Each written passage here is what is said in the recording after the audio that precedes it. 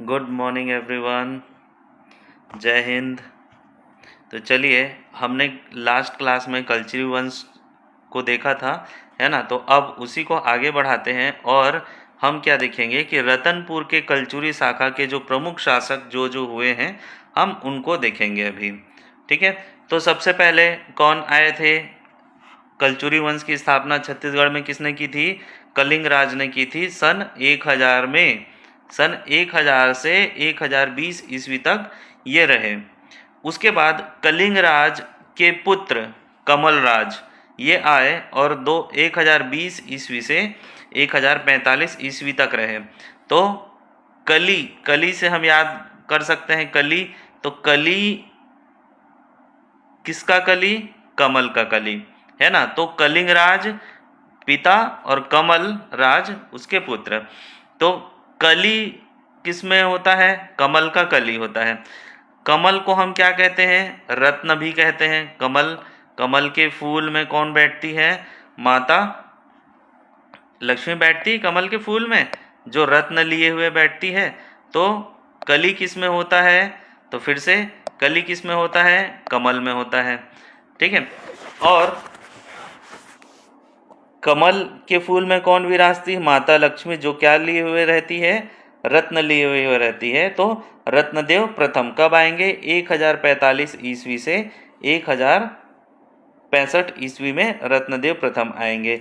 रत्न किस में मिलता है? तो रत्न मिलता है हमें पृथ्वी में। कहाँ मिलता है रत्न? पृथ्वी में। और पृथ्वी में जब रत्न मिलती है, जब हम खोदते हैं, पृथ्वी को खोदते हैं, रत्न मिलती है तो क्या आती है? तो क्या आती है? जलजला आती है। तो कौन है नेक्स्ट? जाजल्य देव। तो ये तो था आपका सीक्वेंस। कमलराज, कलिंगराज, कमलराज, कलिंगराज, कमलराज, फिर रत्नदेव, पृथ्वीदेव एंड जाजल्य देव। अब होगा क्या? रत्नदेव जो प्रथम है, इनके पौत्र कौन आएंगे? रत्नदेव द्वितीय। ठीक है। रत्नदेव प्रथम का बेटा पृथ्वीदेव प्रथम, पृथ्वीदेव प्रथम का बेटा जाजल्यदेव प्रथम, और जाजल्यदेव प्रथम का बेटा रत्नदेव द्वितीय। तो इसमें हो क्या रहा है कि जो प्रथम और द्वितीय वाला जो कॉन्सेप्ट है, प्रथम और द्वितीय वाला जो कॉन्सेप्ट है, रत्नदेव प्रथम तो रत्नदेव द्वितीय, तो रत्नदेव द्वितीय जो है, इनके पर दादा कौन है? रत्नदेव प्रथम। यहाँ पर बेटे और दादा, बेटे और बेटे का जो पुत्र है, उसमें हम प्रथम द्वितीय नहीं करते। जब ये पीढ़ी, एक पीढ़ी पूरी खत्म हो जाती है, ये पीढ़ी मतलब परदादा वाली लगभग खत्म ही हो जाएगी, है ना, 100 साल में, तब नेक्स्ट आता है कौन? द्वितीय वाला सिस्टम। तो यहाँ पर कौन आए? रत्नदेव द्वितीय आए। कब आए? 1020 ईस्वी में। 1020 ईस्वी से 1135 ईस्वी में रत्नदेव द्वितीय रहे। रत्नदेव द्वितीय के 3 पुत्र थे, जयसिंह, पृथ्वीदेव द्वितीय और अकालदेव द्वितीय। देखिए यहाँ कौन था? रत्नदेव प्रथम का पुत्र पृथ्वीदेव प्रथम। उसी तरीके से रत्नदेव द्वितीय का पुत्र कौन? पृथ्वीदेव द्वितीय, है ना, 1135 से 1145 ईस्वी। फिर आगे बढ़ते हैं। तो पृथ्वीदेव के फिर पुत्र आएंगे, 2 पुत्र होंगे। कौन? एक जगत देव और दूसरा होगा जाजल्य देव। तो जाजल्य देव द्वितीय, फिर से जाजल्य देव द्वितीय, प्रथम पृथ्वीदेव द्वितीय के पुत्र जाजल्य देव द्वितीय। ठीक है। जाजल्य देव द्वितीय जो है, इनका क्या हुआ था? ये सिर्फ 2 साल ही शासन किए थे और इनकी मृत्यु हो गई। तो सिर्फ 2 साल शासन करने के बाद इनके जो बड़े भाई हैं जगत देव, तो वो इसमें शासन करेंगे। और जगत देव कब तक शासन करेंगे? 10 साल, 1168 से 1178 तक इसमें शासन करेंगे। और फिर से 78 तक शासन करने के बाद जो सीक्वेंस आज चला आ रहा था, कैसा सीक्वेंस चला आ रहा था? रत्न पृथ्वी जाजल, रत्न पृथ्वी जाजल, है ना। फिर से वही सीक्वेंस क्या हो जाएगा? रत्नदेव तृतीय आ जाएंगे। रत्नदेव तृतीय आने के बाद क्या होगा कि ये सीक्वेंस टूट जाएगा, है ना। रत्नदेव के पुत्र पृथ्वीदेव हुआ करते थे, लेकिन अब ये तृतीय जो है, अब बोलेंगे हम प्रथम द्वितीय तृतीय नहीं करेंगे, हम क्या करेंगे, सीधा अब एक नाम रखेंगे। तो रत्नदेव तृतीय फिर अपने पुत्र का नाम क्या रखें, प्रताप मल्ल। ठीक है, रत्न तृतीय जो है ये प्रताप मल्ल रखे अपने पुत्र का नाम। फिर प्रताप मल्ल बहारेंद्र साय, बहारेंद्र साय के बाद कल्याण साय, कल्याण साय के बाद लक्ष्मण साय 1581। ठीक है। अच्छा, आप यहाँ पर देख सकते हैं जो 11वें नंबर पे हमारा प्रताप मल्ल है, 11वें नंबर पे कौन है, प्रताप मल्ल। ये कब से कब तक रहे, 1222 ईस्वी तक रहे। लेकिन देखिए 1222 से 1495 ईस्वी तक हमको इसकी कोई भी जानकारी नहीं मिलती है। फिर सीधा मिले हमको कौन, बहारेंद्र साय। तो ऐसा तो नहीं हुआ होगा कि इस बीच में कोई नहीं रहा होगा, तो रहे होंगे लेकिन उसकी जानकारी हमें नहीं है। ठीक है, तो 1495 से लेकर 1222 ईस्वी, तो इसको अगर हम माइनस करके देखें 1495 और 1222, तो आपका आंसर आएगा 362। मतलब 263 ईयर तक हमें कुछ भी जानकारी नहीं मिलती है। 250 साल से भी ज़्यादा की जानकारी हमारे पास नहीं है ना। ठीक है, तो अब देखिए बहारेंद्र साय आए 1495 में, 1495 से 1544 ईयर तक बहारेंद्र साय रहे, मतलब काफ़ी लंबे समय तक रहे। 44 + 5 49 साल तक, तो 49 साल तक रहना बहुत बड़ी बात है। फिर बहारेंद्र साय के बाद आए कल्याण साय, कल्याण साय के बाद आए लक्ष्मण साय, लक्ष्मण साय के बाद फिर कौन आए, यहाँ तखत सिंह, तखत सिंह के बाद राज सिंह, राज सिंह के बाद सरदार सिंह, सरदार सिंह के बाद रघुनाथ सिंह, और रघुनाथ सिंह के बाद मोहन सिंह।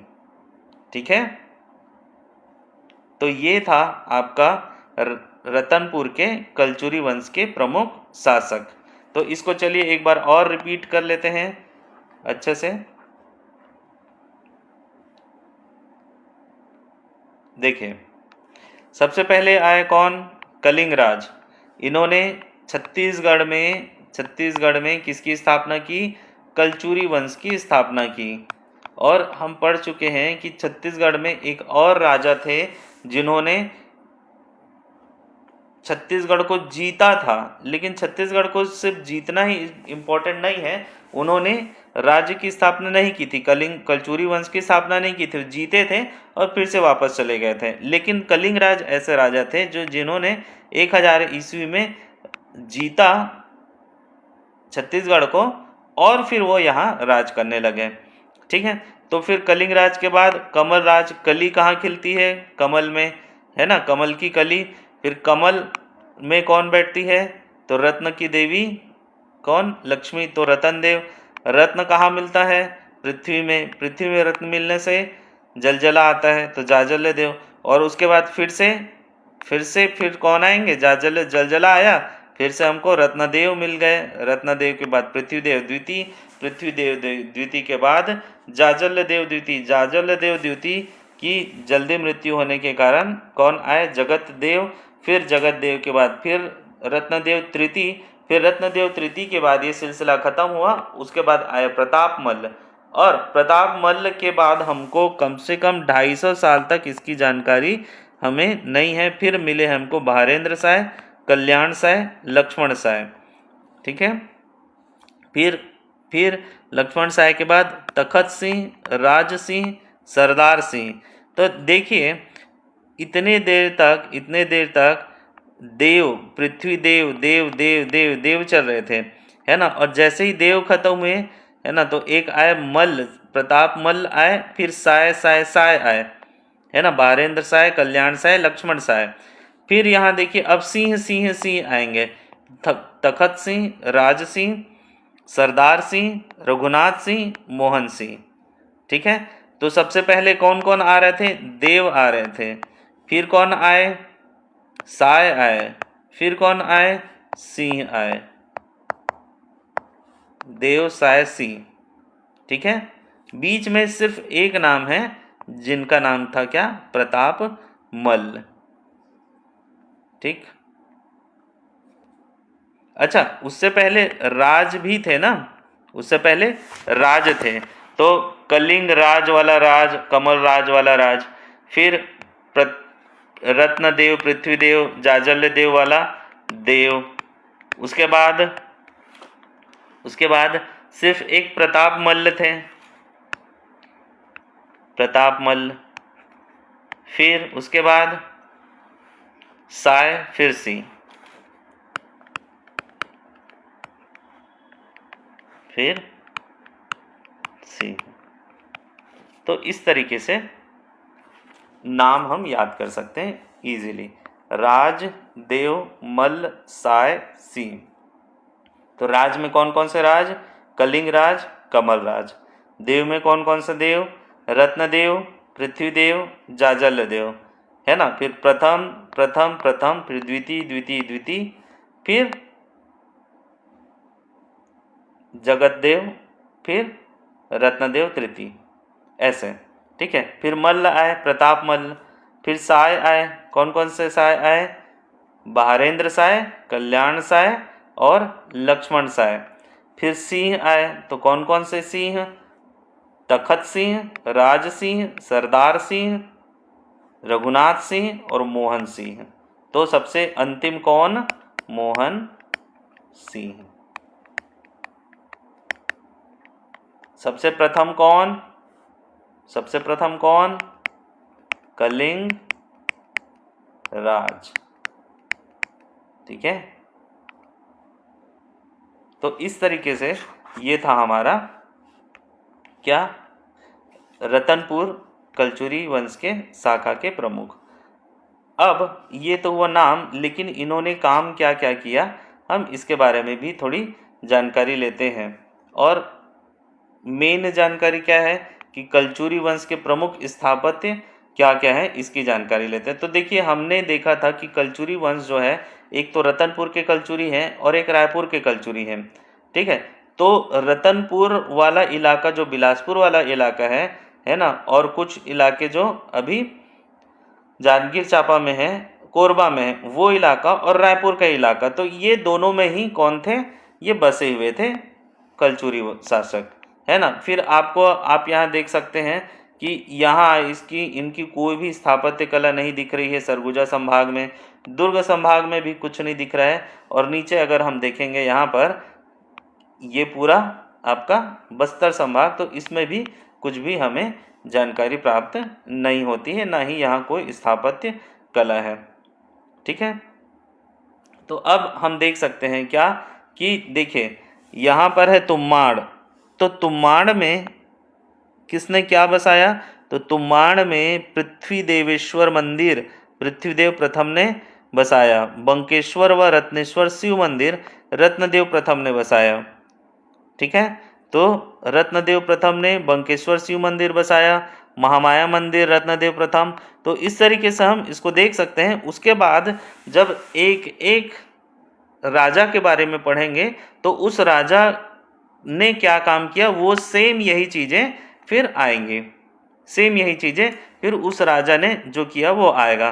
तो हम क्या करते हैं, डायरेक्ट राजा ने क्या किया इसके बारे में हम देखते हैं, किस राजा ने क्या किया। ठीक है। तो कुछ कुछ चीज़ों को थोड़ा सा यहाँ देख लेते हैं। तुम्माड़, लाफागढ़, चैतुरगढ़, कोसगई, रतनपुर, तखतपुर, मल्हार, जांजगीर, शिवरी नारायण, नारायणपुर, रायपुर और खल्लारी। तो यहाँ मेन जो कलचुरी शासक के जो स्थापत्य कला थे ना, है ना, ये यहाँ थे। ठीक है। अब कलचुरी शासक क्या थे? वो शैव धर्म के अनुयायी थे, जो शिव को मानने वाले थे। तो शिव को मानने वाले थे, तो आप देखेंगे तुम्माड़, लाफागढ़, चैतुरगढ़, कोसगई, रतनपुर, तखतपुर, मल्हार, और शिवरी नारायण, नारायणपुर, रायपुर, खल्लारी, इसमें मैक्सिमम जगह आपको किसके मंदिर मिलेंगे? शिव के मंदिर मिलेंगे। ज़्यादातर मंदिर किसके हैं? शिव के मंदिर हैं। और कुछ ही मंदिर हैं जैसे महामाया मंदिर हो गए, है ना, और कुछ मंदिर ही हैं, है ना, जो किसके मंदिर हैं? माता का मंदिर है। ठीक है, कुछ मंदिर हैं जो माता का मंदिर है, तो उसको देखेंगे। तो चलिए अब आगे देखते हैं।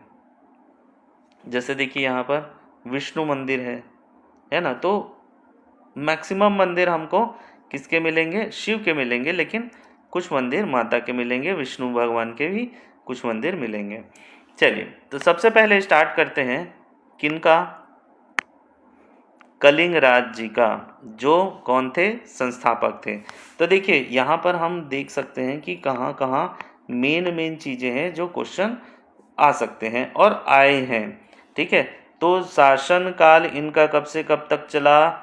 1000 से लेकर 1020 ईस्वी तक चला, मतलब 20 साल। इनके संस्थापक कौन हैं? तो प्रथम शासक और संस्थापक थे कलचुरियों के। कहाँ? छत्तीसगढ़ में। कहाँ? छत्तीसगढ़ में प्रथम शासक कलचुरियों के कलिंगराज।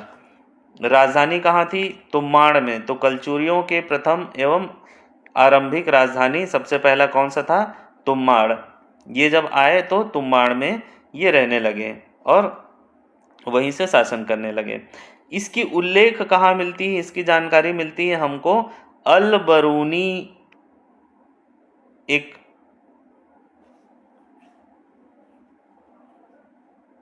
क्या बोलते हैं, अलबरूनी नामक एक व्यक्ति थे। उन्होंने अपनी किताब तहकीक ए हिंद, क्या? तहकीक ए हिंद, तहरीक नहीं है ये क्या है? तहकीक ए हिंद। अपनी इस किताब में किसकी जानकारी लिखी है? कि कलिंग राज आए छत्तीसगढ़ में और उन्होंने तुम्माड़ में अपनी राजधानी बनाई। इस तरीके से ये लिखा हुआ है। ठीक है, फिर अगली जानकारी हमको कलिंग राज के बारे में जानकारी और कहाँ मिली? तो पृथ्वीदेव प्रथम के अमोदा ताम्रपत्र से हमको ये जानकारी मिलती है कि कलिंग राज जो थे वो प्रथम शासक थे और संस्थापक थे छत्तीसगढ़ कलचुरी वंश के। दूसरा, रतनपुर शिलालेख, ये किसने बनवाया था? जाजल देव प्रथम ने बनवाया था। और उनके भी इसमें मिलती है कि कलिंगराज क्या थे? कलिंगराज के बारे में कुछ मिला है। वो बोलते हैं, उसमें लिखा है क्या? वह मतलब कौन? कलिंगराज शत्रुओं के स्त्रियों के आंखों से बहते हुए जल से पुष्ट हुआ प्रताप का वृक्ष था। ऐसा कुछ उसमें लिखा हुआ है। ठीक है, किसमें? रतनपुर के शिलालेख, जिसको जाजल्य देव प्रथम ने बनवाया था, इसमें लिखा हुआ है। तो जाजल्य देव प्रथम कौन थे? सबसे पहले आए कौन? कलिंगराज। सबसे पहले कौन आए? कलिंगराज। उसके बाद कौन आए? इसके बाद कली के पुत्र कौन? कली के पुत्र कौन? कमल। कमल के पुत्र कौन? रत्न। रत्न के पुत्र कौन? रत्न के पुत्र कौन? रत्न के पुत्र कली, कमल, रत्न। कली, कमल, रत्नदेव, फिर पृथ्वीदेव, फिर जाजल्य देव। जाजल्य, है ना। तो अब देखिए यहाँ पर पृथ्वीदेव प्रथम, तो पृथ्वीदेव प्रथम कौन है? पृथ्वीदेव प्रथम कौन है? ये परपोते हैं ना, किसके? कलिंगराज के। तो परपोते ने अपने दादा के पिता के बारे में लिखा। फिर जाजल्य देव कौन है? ये परपोते के भी पुत्र हैं, उन्होंने भी इनके बारे में लिखा। मतलब चौथी पीढ़ी और पांचवी पीढ़ी ने अपने जो वंशज हैं उनके बारे में लिखा, है ना। जैसे हम हैं अभी, तो हमसे पूछा जाए कि हमारे चौथी पीढ़ी में कौन था, तो हमें पता भी नहीं कि चौथी पीढ़ी में कौन था, उन्होंने कैसे काम किया, क्या किया, हमें कुछ भी नहीं पता। है ना। हम तीसरी पीढ़ी मतलब अपने दादा को देखे हैं, लेकिन दादा से ऊपर और कौन थे उनको हम नहीं देखे हैं। तो इस तरीके से ये जो भी थे पृथ्वीराज, जाजल्यदेव, पृथ्वीदेव, जाजल्यदेव, तो ये भी क्या करते रहे होंगे, रत्नदेव या कमलदेव, रत्नदेव या कमलराज, इनसे पूछते रहे होंगे कि हाँ भाई क्या क्या मेरे और जो परदादा थे वो क्या करते थे, और उसके बाद वो अपने जो भी शिलालेख या जैसा भी था वहाँ इन सब के बारे में, अपने परदादा के बारे में लिखवाया है। कलिंग राज ने किसका निर्माण करवाया था, तो महिषासुर मर्दिनी मंदिर का निर्माण करवाया था। कहाँ, चैतुरगढ़ कोरबा में। महिषासुर मर्दिनी मंदिर का निर्माण चैतुरगढ़ कोरबा में। तो ये थे कौन, कलिंग राज, जो सबसे इम्पोर्टेंट है, और इम्पोर्टेंट इसलिए क्योंकि ये प्रथम शासक और संस्थापक थे। ठीक, नेक्स्ट है कमलराज। नेक्स्ट कौन है, कमलराज। तो कलिंगराज के पुत्र कमलराज। कमलराज भी 25 साल तक शासन किए। इनके समकालीन कौन थे, तो त्रिपुरी के कलचुरी शासक गांगेय देव। तो गांगेय देव जो है ये इनके समकालीन थे, उसी काल के थे। अब इसकी जानकारी हमें कहाँ मिली, अमोदा ताम्रपत्र के अनुसार कमलराज ने त्रिपुरी के कलचुरी शासक गांगेय देव को उत्कल ओडिशा अभियान में सैन्य सहायता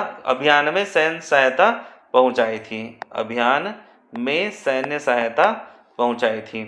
कमलराज ने उत्कल के राजा को पराजित कर उससे प्राप्त धन गांगेय देव को सौंपा। ठीक है, तो कमलराज ने क्या किया, कमलराज ने उत्कल के राजा को पराजित कर गांगेय देव को सौंप दी। ठीक है,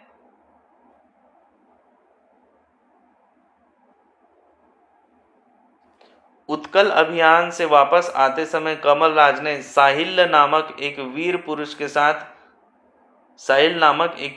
को अपने साथ लाया, और साहिल तथा उसके वंशजों ने अपने स्वामी को साम्राज्य विस्तार में सहायता पहुंचाई। इनके सहयोग से कलचुरी शासन अनेक राज्य विजित किए।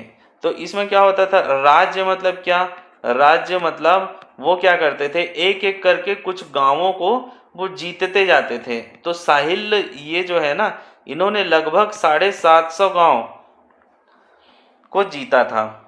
ठीक है, अब 750 गांव को मिलाएंगे तो एक काफी बड़ा एरिया हो जाता है, पूरा जिला के बराबर हो जाता है ना। 2-3 जिला मिलाकर ही तो 750 गांव हो पाएंगे।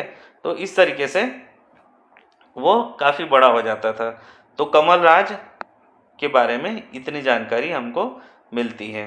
तो इसमें मेन क्वेश्चन क्या उठ सकता है कि कमलराज ने किसकी सहायता की, तो कमलराज ने गांगेय देव को उत्कल ओडिशा अभियान में सहायता पहुंचाई थी। कौन सी सहायता पहुंचाई थी, सैन्य सहायता पहुंचाई थी। और जो उड़ीसा अभियान में जब वो जीते और जो पैसा मिला उसको उन्होंने किसको दिया, गांगेय देव को दिया। और जब वापस आ रहे थे तो कौन मिला उनको, साहिल और उनके 2-3 पुत्र जो थे उनसे मिलकर उन्होंने अपने राज्य का विस्तार किया। तो ये मेन पॉइंट है इसमें कमलराज के बारे में।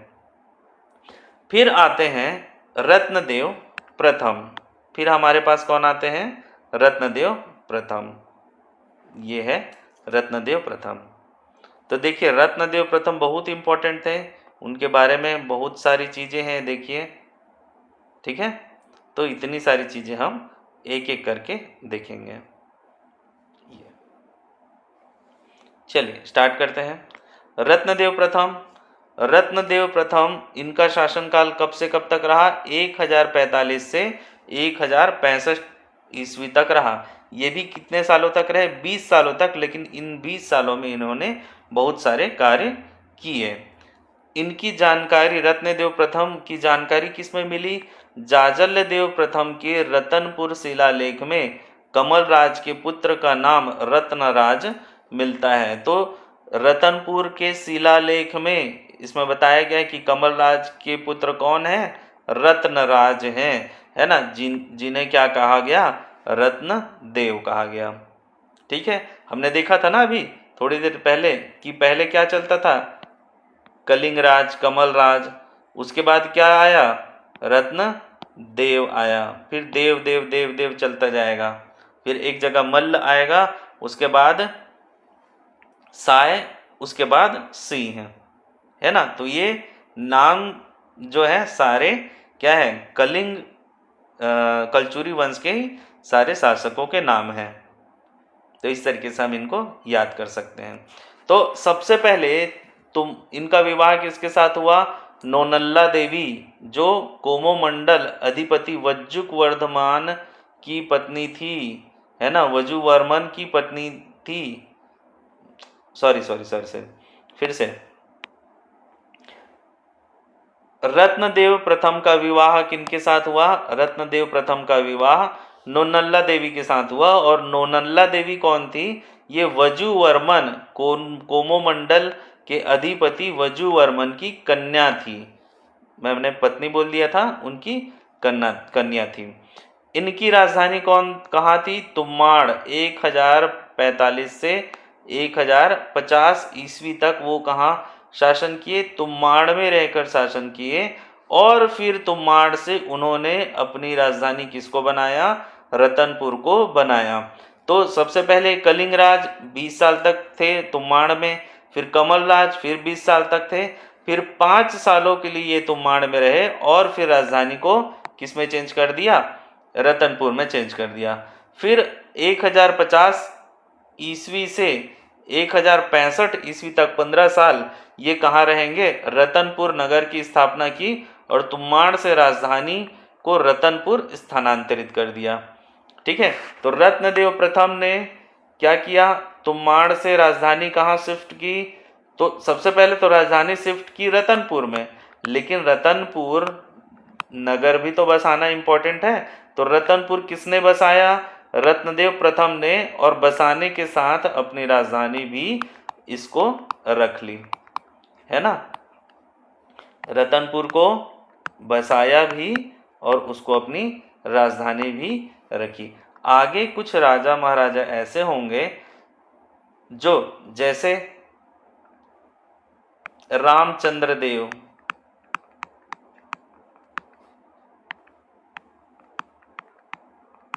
इन्होंने क्या किया, रायपुर शहर को बसाया, लेकिन इनकी राजधानी रायपुर शहर नहीं थी। जब हम रायपुर के कलचुरी शासक को देखेंगे तो रायपुर शहर को बसाया किसने, रामचंद्र देव ने, है ना। लेकिन रायपुर को अपनी राजधानी किसने बनाया, तो वो दूसरे शासक थे जिन्होंने अपनी राजधानी रायपुर को बसाया। अभी याद नहीं आ रहा है, मैं आगे जब बढ़ूंगा तो उसको मैं बताऊंगा। तो इस तरीके से भी है कि रामचंद्र देव ने रायपुर को बसाया, रामचंद्र देव ने रायपुर को बसाया, लेकिन रायपुर को अपनी राजधानी किसने बनाया, तो वो दूसरे शासक ने बनाया। लेकिन इस केस में क्या हो रहा है, यहां पर क्या हो रहा है, यहां पर कि रतनपुर को बसाया भी रत्नदेव ने और अपनी राजधानी भी उन्होंने बनाई। तो ये दो चीजें हैं। रतनपुर में बहुत सारे तालाब थे तो इसको तालाबों की नगरी कहते थे। तालाब हैं तो मतलब क्या होंगे, पानी भी काफी ज्यादा होंगे। पानी है तो क्या होंगे, पानी है तो फसल होंगे अच्छे से। फसल है तो क्या होगा, फसल है तो पैसा होगा, है ना, रुपया पैसा होगा। इसी कारण रतनपुर को कुबेरपुर भी कहा गया है, रतनपुर को कुबेरपुर की संज्ञा दी गई है। तो ये मेन पॉइंट थे। ठीक है, अगला आगे देखते हैं। इन्होंने इस 5 मंदिर का निर्माण कराया। तो सबसे पहले महामाया माता मंदिर रतनपुर 11वीं शताब्दी में, महिषासुर मर्दिनी मंदिर लाफागढ़ रत्नेश्वर शिव मंदिर तुम्माड़, वंकेश्वर शिव मंदिर तुम्माड़ और कंठी देवल मंदिर रतनपुर 1039 ईस्वी में तपस्वी संतोष गिरी द्वारा बनाया गया था। ठीक है, तो ये भी सारे इन्हीं के शासनकाल में बना। सबसे इंपॉर्टेंट कौन सा है इसमें? महामाया माता मंदिर और महिषासुर मर्दिनी मंदिर। अब देखिए, इंपॉर्टेंट सारे हैं। सारे क्यों इंपॉर्टेंट हैं? क्योंकि ये क्वेश्चन जैसे महामाया माता मंदिर रतनपुर का है, किसने बनाया? रत्नदेव प्रथम ने बनाया। ये तो ये क्वेश्चन अभी तक काफ़ी पेपर में आ चुका है, जैसे पीएससी आरडीए के पेपर में आए हैं, लाइब्रेरी के पेपर में आए पीएससी। लेकिन हो सकता है कि वो अब महिषासुर मर्दिनी लाफागढ़ किसने बनाया है ऐसा पूछ दे। रत्नेश्वर शिव मंदिर तुम्माड़ किसने बनाया, वंकेश्वर शिव मंदिर तुम्माड़ में किसने बनाया, या कंठी देउल मंदिर किसने बनवाया, ऐसा भी पूछ सकता है। तो इम्पोर्टेंट सारे हैं। आज के डेट में इतना ज़्यादा कंपटीशन हो चुका है कि हमको सारी चीज़ें याद होनी चाहिए। मतलब जब हम 4 ऑप्शन देखें, 1 2 3 4, तो हम ऑप्शन में उसको एलिमिनेट ना करें कि ये नहीं है, ये नहीं है, ये नहीं है, ऐसा ना करें। हमको ये होना चाहिए कि अच्छा ये है डायरेक्ट। तो इतनी तैयारी होनी चाहिए, कम से कम हमको 75% इतनी तैयारी करनी पड़ेगी। 75%, उसके बाद जो 25% क्वेश्चन बचा उसमें आप एलिमिनेशन वाला गेम खेलते रहो। ठीक है, आगे कौन कौन से किला का निर्माण करवाया था इन्होंने? कौन कौन से किला का निर्माण करवाया था? तो रतनपुर में रतनपुर किला। अब देखिए, रतनपुर किला जो है वो काफ़ी बड़ा था, तो इसको उपनाम दिया गया कौन सा? गज किला। गज मतलब हाथी होता है, तो हाथी के समान ये किला क्या था? काफ़ी बड़ा था। क्योंकि ये हाथी के समान बड़ा था तो इसमें द्वार भी 4 तरफ से द्वार थे, सिंह द्वार, गणेश द्वार, भैरव द्वार और सेमर द्वार। किला बड़ा है तो द्वार भी होंगे। इस किले में रावण की ऐसी मूर्ति स्थित है जो स्वयं का सिर काट रहा है। तो क्वेश्चन ऐसा आएगा कि ऐसा कौन सा किला है जहां रावण की ऐसी मूर्ति है जहां वह स्वयं का सिर काट रहा है? तो वो कौन सा किला है? गज किला या रतनपुर का किला। रतनपुर के किले में कितने द्वार? 4 द्वार। देखिए, ये गज किला भी आया है, यहाँ पर क्वेश्चन आया है यहाँ पर गज किला, कि गज किला कहाँ है, ऐसा आया होगा। या रतनपुर के किले का उपनाम क्या है? तो गज किला। फिर इन्होंने अपने साम्राज्य का विस्तार 2 तरीके से किया। एक तो लड़ाई करके विजय अभियान चलाया, और दूसरा वैवाहिक संबंध से इन्होंने किया। तो वैवाहिक संबंध में हमने अभी थोड़ी देर पहले देखा था कि कोमोमंडल के अधिपति वजुवर्मन या वज्जुक की कन्या नोनल्ला देवी से इन्होंने विवाह किया था, और कोई उत्तराधिकारी न होने के कारण उत्तर पश्चिमी बिलासपुर अर्थात आज का जो पेंड्रा क्षेत्र है वो किनको मिल गया? रत्नदेव को प्राप्त हुआ था। फिर एक और हमने पढ़ा था कि साहिल के पुत्रों की सहायता से, तो रत्नदेव के पिता कौन? रत्नदेव के पिता कमलराज। यह भी देखा था हमने। कमलराज ने क्या किया? कमलराज वो गए थे उड़ीसा अभियान के तहत। कमलराज गए थे उड़ीसा अभियान के तहत, और उड़ीसा अभियान से जब वापस आ रहे थे तो उन्हें कौन मिला? साहिल मिले। अब साहिल ने किन की मदद की? साहिल ने मदद की कमलराज की। लेकिन अब साहिल के जो पुत्र आएंगे, कौन कौन आएंगे? भागिल, देसल और स्वामिन। ये 3 जो हैं वो कमलराज के पुत्र रत्नदेव की मदद करेंगे, और रत्नदेव प्रथम के साम्राज्य का विस्तार भट्टविल तथा बीहरा नामक क्षेत्र तक कर दिया था इन्होंने। ठीक है, तो साहिल किससे रिलेटेड है? कमलराज से। और साहिल के पुत्र भागिल, देसल और स्वामिन किससे रिलेटेड है? ये हैं रत्नदेव से। मतलब कमलराज के पुत्र रत्नदेव, साहिल के पुत्र भागिल, देसल, स्वामिन। कमलराज की मदद कौन करेगा? साहिल। साहिल के 3 पुत्र, तो उनके पुत्र किसकी मदद करेंगे? रत्नदेव, कमलराज के पुत्र की मदद करेंगे। ठीक है, चलिए आगे देखते हैं।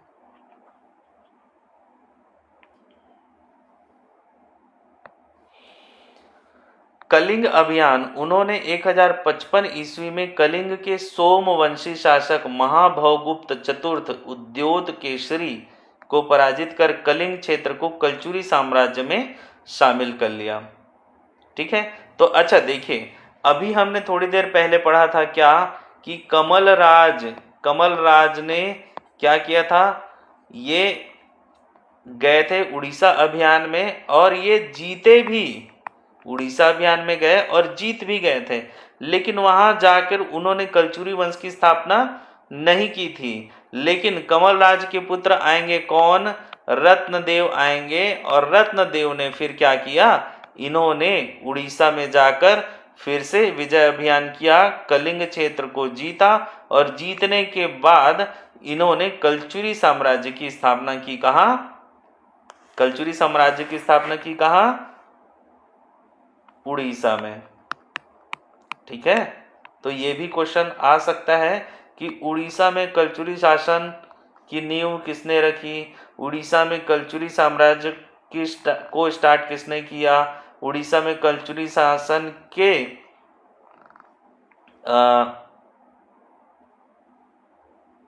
संस्थापक कौन है? ठीक है, तो उड़ीसा में कलचुरी वंश के संस्थापक कौन? तो रत्नदेव। और छत्तीसगढ़ में कलचुरी वंश के संस्थापक कौन? तो छत्तीसगढ़ में कलचुरी वंश के संस्थापक हैं कलिंग राज। ठीक है, चलिए तो अब देखते हैं ये जो रतनपुर था, इसके अलग अलग नाम कौन कौन से जाने जाते हैं। तो रतनपुर के अन्य नाम हम देख लेते हैं। रतनपुर के अन्य नाम, सतयुग में इसे मणिपुर कहा जाता था, त्रेता युग में मणिकपुर या माणिकपुर कहा जाता था, द्वापर युग में हीरापुर कहा जाता था, महाभारत काल में मणिपुर, कलचुरी काल में कुबेरपुर या रत्नपुर, और अन्य नाम क्या है? चतुर्युगी पुरी, और वर्तमान में इसे रत्नपुर कहा जाता है। तो आप देखिए, मणि मणि, हीरा मणि, कुबेर, मतलब पैसे से ही रिलेटेड सारे हैं, पैसे से ही रिलेटेड सारे हैं। पैसा बहुत ज्यादा था, इसलिए ये क्या करते थे? अपना साम्राज्य विस्तार भी कर लिया इन्होंने। ठीक है, साम्राज्य विस्तार भी इन्होंने कर लिया। मणिपुर, माणिकपुर, हीरापुर, मणिपुर, कुबेरपुर, चतुर्युगीपुर, रतनपुर वर्तमान में भी। फिर रत्नदेव प्रथम के पुत्र आएंगे कौन? पृथ्वीदेव प्रथम। ठीक है, चलिए तो अब हम पढ़ते हैं पृथ्वीदेव प्रथम के बारे में। पृथ्वीदेव प्रथम ये 1065 से 1090 ईस्वी तक रहे, मतलब लगभग कितने साल? 65 से 90, 25 साल। ठीक है, इनका विवाह किनसे हुआ था? राजल्ला देवी से हुआ था। और रत्नदेव प्रथम का विवाह किनसे हुआ था? नोनल्ला देवी से हुआ था। ठीक है, मतलब नोनल्ला देवी कहीं ना कहीं पृथ्वीदेव प्रथम की माता रही होगी, है ना। और पृथ्वीदेव प्रथम की पत्नी कौन? राजल्ला देवी। इनको सबसे ज्यादा उपाधि प्राप्त हुई थी। ये 5 उपाधि हमें जानने को मिलता है। ठीक है, देखिए क्वेश्चन आया है कि शासनकाल कब से कब तक रहा है पृथ्वीदेव प्रथम का? तो 1065 से 1090 ईस्वी तक। फिर यहाँ एक क्वेश्चन आया है कि राजल्ला, मतलब इनकी पत्नी कौन थी? पृथ्वीदेव प्रथम की पत्नी या पृथ्वीदेव प्रथम का विवाह किन के साथ हुआ था? तो इसका आंसर है राजल्ला देवी के साथ। सकल कोसलाधिपति की उपाधि इनको मिली है, जो हमें कहाँ पता चलता है? रायपुर ताम्रपत्र में ये लिखा हुआ है। प्रचंड कोसलाधिपति, ये अमोदा ताम्रपत्र में लिखा हमें मिलता है। फिर महामंडलेश्वर की उपाधि इनको मिली थी, गमधिगताशेष की उपाधि मिली थी और पंच महाशब्द की उपाधि इन्हें मिली थी। किन्हें? पृथ्वीदेव प्रथम को। इन उपाधियों से यह स्पष्ट होता है कि पृथ्वीदेव प्रथम ने संपूर्ण दक्षिण कोसल पर अपना प्रभुत्व स्थापित किया था, है ना। अब देखिए हमें धीरे धीरे जानकारी मिल रही है कि क्या क्या जानकारी मिल रही है। सबसे पहले छत्तीसगढ़ में संस्थापक कौन? तो कलिंगराज। ठीक है, छत्तीसगढ़ में संस्थापक कौन? कलिंगराज। कलिंगराज के पुत्र कौन? कमलराज। कमलराज ने क्या किया? उड़ीसा अभियान किया, उड़ीसा को जीता, लेकिन वहां शासन स्थापित नहीं किया, लेकिन साहिल के साथ मिलकर काफी एरिया को उन्होंने कब्जाया। ठीक है। कमलराज के बाद कौन आए? रत्नदेव। तो रत्नदेव ने आगे क्या किया? रत्नदेव प्रथम ने उड़ीसा को जीता, है ना। पहले भी कमलराज जीत चुके थे, लेकिन उड़ीसा में कलचुरी वंश की स्थापना किन्होंने की? रत्नदेव ने। फिर रत्नदेव के बाद कौन आएंगे? पृथ्वीदेव, है ना। तो ऑलरेडी देखिए कि इनके जो पृथ्वीदेव के जो दादा, ये दादा, पिता और उनके दादा के पिता परदादा, इन्होंने काफी मेहनत करके अपने राज्य को क्या किया था? बड़ा कर लिया था। तो अब पृथ्वीदेव क्या होंगे? अब उनको कुछ ही राज्य और हासिल करने होंगे। किया होगा इन्होंने लड़ाई करके या जैसे भी किया होगा, और फिर क्या हो गया? इनको इन सब की उपाधि मिल गई, है ना। तो मेन काम तो कलिंगराज, कमलराज, रत्नदेव कर चुके थे। तो इनको क्या मिल गया? सारी चीजें इनको पक्की पुकाई मिल गई। किनको? पृथ्वीदेव प्रथम को, है ना। मतलब हम ये नहीं बोल सकते कि पृथ्वीदेव प्रथम ने ही बहुत सारा मेहनत किया और उन्होंने ये सारी चीजें जीत ली, है ना। क्योंकि देखिए कलिंगराज ने छत्तीसगढ़ में कलचुरी वंश की स्थापना की, फिर कमलराज ने भी बहुत सारे जगह को घेरा, हथियाया, फिर रत्नदेव ने उड़ीसा को घेरा, फिर उनसे फिर सारी चीजें किनको मिल गई? पृथ्वीदेव को मिली। ठीक है।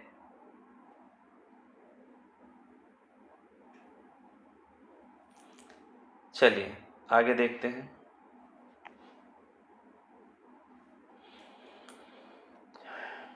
पृथ्वीदेव की जानकारी कहाँ कहाँ मिलती है? तो अमोदा ताम्रपत्र में इसमें उन्हें 21,000 ग्रामों का अधिपति बताया गया है। तो ठीक है, 21,000 गांवों के अधिपति रहे होंगे, क्योंकि उनके पिता, दादा, परदादा ये सारे तो जीत चुके थे। रायपुर ताम्रपत्र में इसकी जानकारी मिलती है, लाफागढ़ ताम्रपत्र में जानकारी मिलती है और भाटापारा ताम्रपत्र में इसकी जानकारी मिलती है। मेन जो 21,000 गांवों की जानकारी किसमें मिली है? अमोदा ताम्रपत्र में। ठीक है, अमोदा नामक जगह है, वहां के ताम्रपत्र में इसकी जानकारी मिली हुई है। निर्माण का कार्य कौन कौन से चीजों का निर्माण इन्होंने कराया था? तो रतनपुर के विशाल तालाब का निर्माण कराया था, पृथ्वी देवेश्वर मंदिर का निर्माण कराया कहाँ? तुम्माड़ में, और वंकेश्वर मंदिर का निर्माण करवाया तुम्माड़ के प्रांगण में, चतुष्किका का निर्माण कराया। तो ये सारी चीज़ों का निर्माण इन्होंने करवाया था। कौन कौन से? रतनपुर में विशाल तालाब का निर्माण, पृथ्वी देवेश्वर मंदिर और वंकेश्वर मंदिर। हम किन के बारे में चर्चा कर रहे हैं? पृथ्वी देव के बारे में चर्चा कर रहे हैं, पृथ्वी देव प्रथम के बारे में चर्चा कर रहे हैं। तो पृथ्वी देव प्रथम ने अपने नाम पर ही पृथ्वी देवेश्वर मंदिर बनाया है तुम्माड़ में। ठीक है। कौन कौन से किला का निर्माण कराया? तो लाफागढ़ किला कहाँ? कोरबा में। लाफागढ़ किला कोरबा में, जिसका उपनाम क्या था? चैतुरगढ़ का किला। 1069 ईस्वी में इसका निर्माण कराया और उपाधि क्या मिली थी? चित्तौड़गढ़ की उपाधि इसको मिली थी। कौन? इसके किले को चित्तौड़गढ़ की उपाधि मिली थी। प्रवेश द्वार कौन कौन से थे? मेनका द्वार, सिंह द्वार और हुंकारा द्वार। तो इसमें 3 प्रवेश द्वार थे। इससे पहले हमने एक देखा था गज किला, तो गज किला में 4 प्रवेश द्वार थे, कहाँ, रतनपुर में। लेकिन चित्तौड़गढ़ की उपाधि मिली थी चित्तौड़गढ़ के किले को, जिसका निर्माण किसने कराया था, पृथ्वीदेव ने कराया था कोरबा में। ठीक है, लाफागढ़ किला भी इसको कहते हैं, चित्तौड़गढ़ के किले को लाफागढ़ किला भी कहते हैं। ठीक है, उसके बाद इनके मंत्री कौन कौन थे, तो इनके मंत्री थे कौन, विग्रहराज और सोढ़देव, 2 मंत्री थे। और साम्राज्य का विस्तार कहाँ कहाँ किसने किसने किया, तो सामंत जयदेव द्वारा डंडोरा सरगुजा क्षेत्र के 2100 गांवों को जीता गया इनके द्वारा। ठीक है, इनके जो सामंत थे जयदेव, उन्होंने 2100 गांवों को जीता। और सामंत देव सिन्हा जो कोमोमंडल पेंड्रा क्षेत्र के 750 गांवों को इन्होंने जीता। अर्थात इनके शासन में संपूर्ण दक्षिण कौशल इनके अधीन आ गया था। ठीक है, किनके शासनकाल में, पृथ्वीदेव के शासनकाल में। फिर पराजय, पृथ्वीदेव प्रथम को छिंदक नागवंशी शासक सोमेश्वर देव प्रथम ने पराजित कर दक्षिण कौशल के कुछ भागों को अपने अधीन कर लिया था। ठीक है, तो छिंदक नागवंशी शासक कौन, सोमेश्वर देव प्रथम। अब देखिए, पृथ्वीदेव प्रथम को इतनी सारी उपाधि मिली है, इतनी सारी उपाधि मिली है, तो मैंने अभी आपको ये बताया था, ये मेरा अनुमान था, है ना, क्योंकि इनके जो परदादा, दादा, पिता, ये काफ़ी मेहनती थे, इन्होंने सारी चीज़ें जीत के ये सब कर लिया था। अब पृथ्वीदेव जो प्रथम है, इन्होंने भी ठीक है जीता, लेकिन हारा भी। ठीक है, क्या हारा, तो छिंदक नागवंशी शासक, छिंदक नागवंश कहाँ है, छिंदक नागवंश कहाँ है, छिंदक नागवंश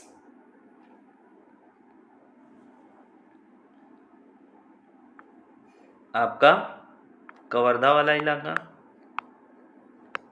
वहाँ थे छिंदक नागवंश कि फणी नागवंश थे, नहीं, कवर्धा वाले इलाके में फणी नागवंश थे। छिंदक नागवंशी शासक कहाँ थे, चक्रकोट, भ्रमरकोट में थे। ठीक है, छिंदक नागवंशी शासक बस्तर में, उन्होंने इनको हराया था, कुछ भागों को हराकर अपने में शामिल कर लिया था। ठीक है, इसके बाद पृथ्वीदेव प्रथम के बाद आते हैं जाजल देव। पृथ्वीदेव प्रथम के बाद कौन आएंगे, जाजल देव। तो जाजल देव कब से कब तक रहे, ये रहे 1190 से लेकर 1120 ईस्वी तक। इनका विवाह लाछल्ला देवी से हुआ। सबसे पहले कौन, नोनल्ला देवी, सबसे पहले कौन, नोनल्ला देवी। फिर कौन आई, राजल्ला देवी, है ना, राजल्ला के बाद अब कौन आई, लाछल्ला देवी, लाछला देवी। ठीक है, नोनल्ला, राजल्ला, लाछला। फिर इनकी जानकारी हमें कहाँ मिलती है, रतनपुर एवं पाली के अभिलेख से जाजल देव प्रथम की जानकारी मिलती है। इनको किस चीज़ की उपाधि मिली थी, तो इन्हें गज शार्दूल की उपाधि मिली थी। किसकी उपाधि मिली थी, तो गज शार्दूल की उपाधि मिली थी। इनके पदाधिकारी कौन कौन थे, तो पदाधिकारी में इनके गुरु थे रुद्रशिव और जो बौद्ध दार्शनिक ग्रंथ के ज्ञाता थे संधि विग्रह कौन थे, विग्रहराज, और इनके मंत्री थे पुरुषोत्तम। साम्राज्य का विस्तार कहाँ से कहाँ तक हुआ था, तो प्रथम विजय अभियान इन्होंने सिंहासनारोहण के बाद शीघ्र ही अपने राज्य को विस्तृत करने के उद्देश्य से बैरागढ़, चंद्रपुर, लंजिका, बालाघाट, भंडार, तलहारी मंडल, मल्हार का क्षेत्र, जिला बिलासपुर को अपने अधिकार में ले लिया था, है ना। मतलब पृथ्वीदेव ने जीता, फिर कुछ हारे, उसके बाद फिर से जो जाजल देव हैं वो भी विजय अभियान में निकल गए साम्राज्य का विस्तार करने के लिए। फिर द्वितीय विजय अभियान कहाँ कहाँ किया? बंगाल में दंडकपुर, मिदनापुर एवं आंध्रा और खिमड़ी जिला गंजाम आदि सुदूर प्रदेशों पर चढ़ाई कर विजय प्राप्त की। इसके सिवाय नंदावली, कुक्कुट के राजा भी आधिपत्य कर इन्हें वार्षिक टैक्स देने लगे। ठीक है, तो काफ़ी सारे जो क्षेत्र थे वो पहले ही दादा परदादा जीत चुके हैं, है ना। अब क्या करेंगे, जो जाजल्य देव हैं ये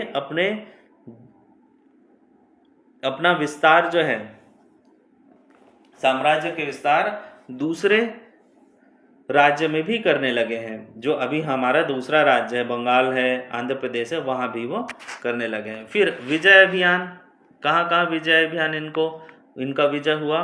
तो सोमेश्वर देव के विरुद्ध विजय अभियान इनको मिला। जाजल्य देव प्रथम ने छिंदक नागवंशी शासक सोमेश्वर देव को पराजित कर उनके पूरे परिवार को बंदी बना लिया, किंतु सोमेश्वर देव की माता गुंडमा देवी के अनुरोध पर जाजल्य देव ने उन्हें छोड़ दिया।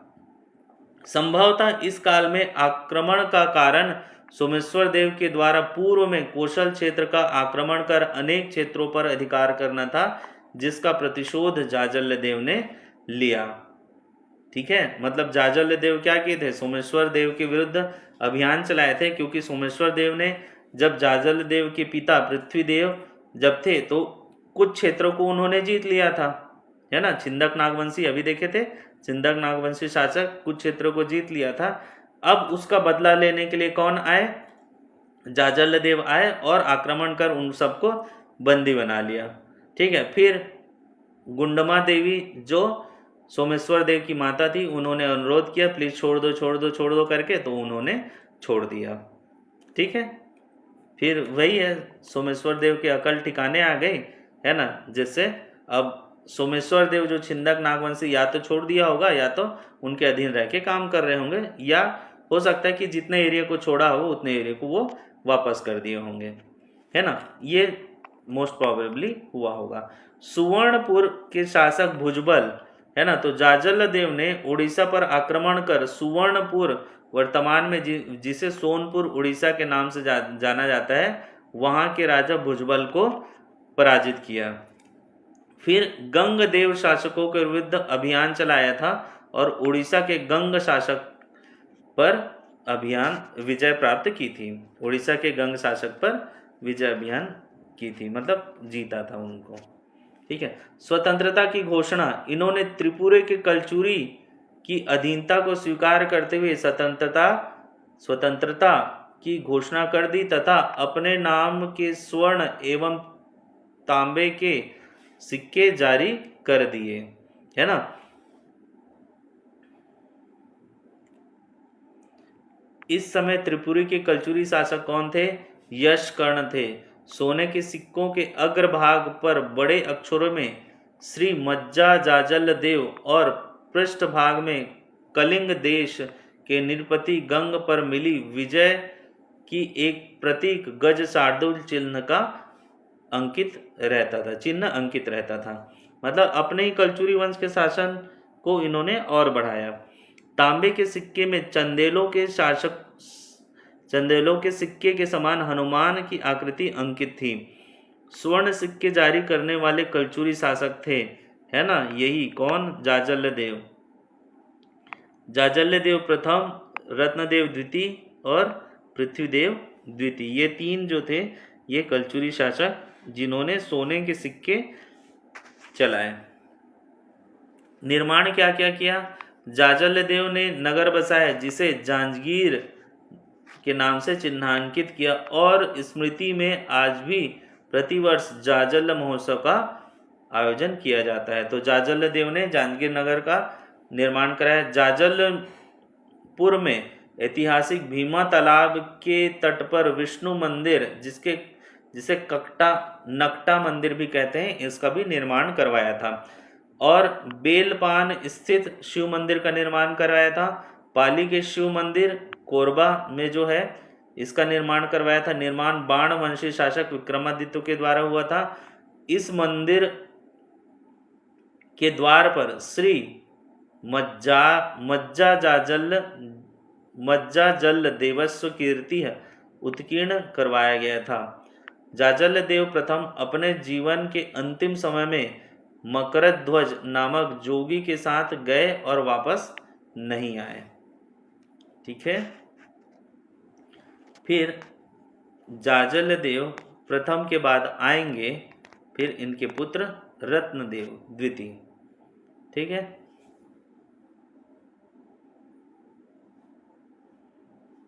चलिए, तो रत्नदेव द्वितीय को हम नेक्स्ट क्लास में देखेंगे।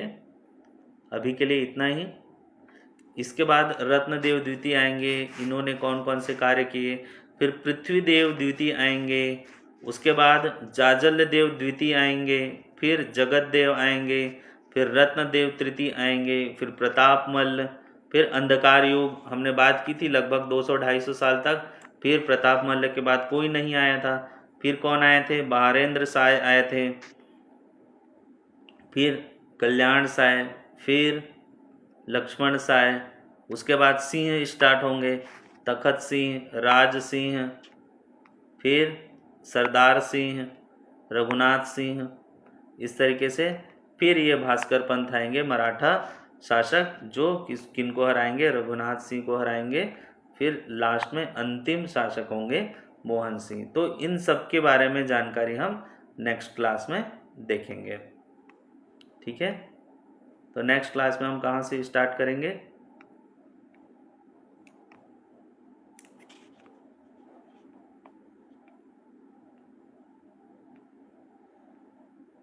रत्नदेव द्वितीय से स्टार्ट करेंगे। ओके।